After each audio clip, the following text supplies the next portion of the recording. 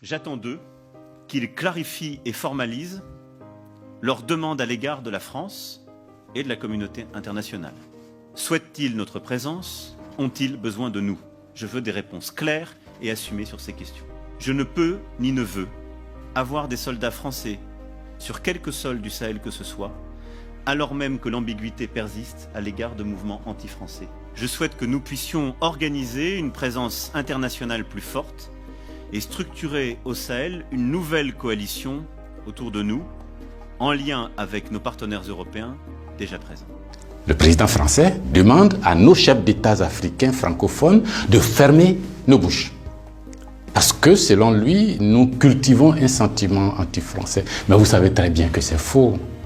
Monsieur le président Macron, il n'y a pas de sentiment anti-français ici. Ce que vous appelez sentiment anti-français, d'ailleurs, comment vous allez présenter ça? Je suis en train de parler en français là. J'ai rien contre le français en tant que langue. Je parle pas en sénoufo ou en djoula ou en serer ou en wolof ou je ne sais quoi, soninké, bambara ou quoi d'autre. Je parle en français. Je n'ai rien contre le français. J'écris, je m'exprime, je travaille en français. Je n'ai rien contre les Français. Nous n'avons ici en Afrique francophone rien contre les Français. Ils sont nombreux, ils ont des entreprises, ils créent des emplois pour nous, ils payent des impôts. Nous sommes nombreux à travailler avec eux, à travailler pour eux. Ils travaillent souvent pour nous. Nous sommes des amis, nous nous marions, nous vivons ensemble ici comme en France sans aucune animosité. Donc, ce n'est pas un sentiment contre les Français ou contre le Français. Ce que vous appelez sentiment anti-français en réalité, c'est un ras-le-bol, c'est une révolte, c'est un refus de la mainmise de l'État français sur nos autorités et par ricochet sur nos économies, sur nos peuples. C'est ce que nous refusons. Les relations incestueuses entre l'État français et les États africains, c'est ce que nous refusons. Les relations de connivence entre l'État français et les États africains, c'est ce que nous refusons. Parce que simplement ces relations étouffent la démocratie, ces relations étouffent le respect des droits de l'homme, ces relations étouffent la possibilité que nous devons avoir de demander des comptes à nos dirigeants. Ces relations étouffent l'expression plurielle chez nous. Il n'y a que ce que le président dit parce qu'il est d'accord avec Paris, donc c'est ce que lui dit qui est bon. Monsieur le président, c'est ce qui nous révolte. On a le sentiment que vous êtes complice de nos chefs d'État pour nous brimer. On a le sentiment que les droits de l'homme que vous faites respecter en France, les libertés individuelles que vous faites respecter en France, la déclaration universelle des droits en France, déclaré là-bas par vos ancêtres, Monsieur le Président, on a l'impression que vous considérez que nous, en Afrique, on n'a pas droit à cela. Nous, en Afrique, on n'est pas digne de cela. Nous, en Afrique, on n'est pas suffisamment humain pour avoir les droits humains. C'est ce qui révolte cette jeunesse-là. La conséquence, vous voyez chaque jour de nombreux jeunes essayant d'aller là où les droits sont respectés, là où les libertés sont respectées, là où on a le sentiment qu'ils sont des hommes. C'est ce qu'il faut changer, Monsieur le Président. C'est ce qu'il faut changer. Vous pouvez parler 1000 fois à nos chefs d'État, vous pouvez leur donner des instructions 1000 fois, mais ça ne changera rien dans la tête des populations africaines ici, dans l'esprit des populations africaines ici. L'idée est que nous voulons redevenir des hommes libres. Nos ancêtres ont été vendus comme des marchandises par vos ancêtres. Comme des marchandises. Pendant de 1500 à 1890, c'est par là, comme des marchandises.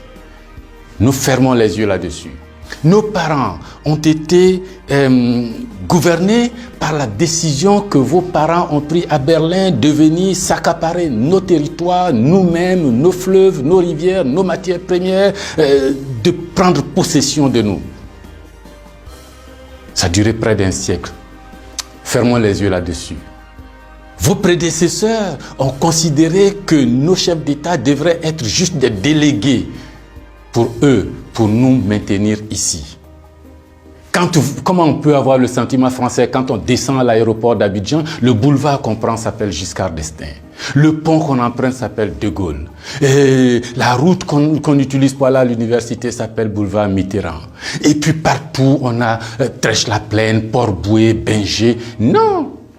Ce que la nouvelle génération veut, ce que nous voulons, c'est l'autodétermination. Que nos chefs d'État nous rendent compte ici, qu'ils ne soient pas obligés d'aller vous rendre compte pour se donner une certaine légitimité, comme Macron est d'accord avec moi, comme Chirac est d'accord avec moi, comme le chef d'État français est d'accord avec moi. Donc ici, vous allez faire ce que je dis parce que sinon vous allez avoir des problèmes. Monsieur le Président, tant que ça durera comme ça, les gens ici auront le sentiment que l'État français est complice de leur brimade, de leur pauvreté, de leur chômage. C'est ce que nous voulons changer. C'est ce que nous voulons changer. Renvoyer Kako Noboko, renvoyer Kemi Seba, renvoyer Nathalie Yamb, contester les propos de Salif Keïta ou je ne sais qui d'autre, ça ne changera rien.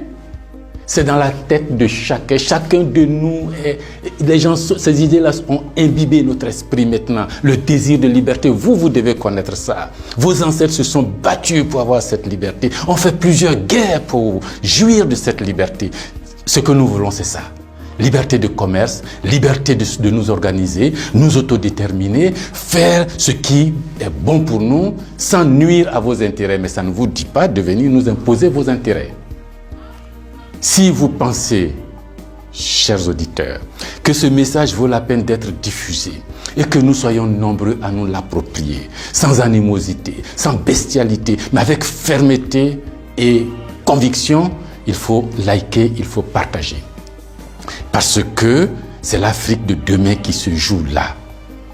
Nous ne voulons plus être des marchandises, nous ne voulons plus être sous la tutelle de quelqu'un, nous voulons redevenir des hommes libres.